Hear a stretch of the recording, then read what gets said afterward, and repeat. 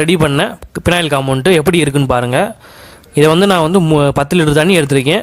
300 ml phenyl compound எடுத்திருக்கேன். பாருங்கள், நம்ம ஊற்றுறோன்னா ஒரு நல்ல நம்ம கடையில் வாங்குறதோட நம்ம ரெடி பண்ணது நல்ல ஒயிட் கலர் நல்லா கொடுக்குது.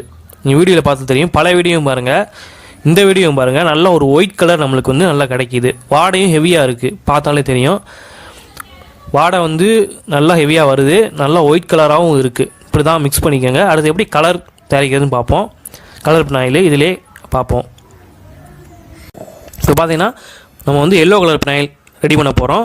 அதுக்கு என்ன பண்ணோம்னா, கப்பில் வந்து கொஞ்சம் வந்து இந்த எல்லோ கலர் பொடி இருக்கும், அதை வாங்கிக்கோங்க. ஆசிட் கலர் வாங்கிக்கோங்க, மிக்ஸ் பண்ணிக்கோங்க தண்ணியில். மிக்ஸ் பண்ண பிறகு நம்ம வந்து தேவையான அளவு எவ்வளோ கலர் பினாயில் வேணுமோ அவ்வளோக்கு எடுத்துக்கிட்டு அதில் வந்து நம்ம மிக்ஸ் பண்ண போகிறோம். மிக்ஸ் பண்ணுறத பார்த்துக்கோங்க. அதை ஊற்றி மிக்ஸ் பண்ண உடனே உங்களுக்கு வந்து ஒரு எல்லோ ஈஸ் கிடச்சிரும். அவ்வளோதான் கலர் பினாயில்.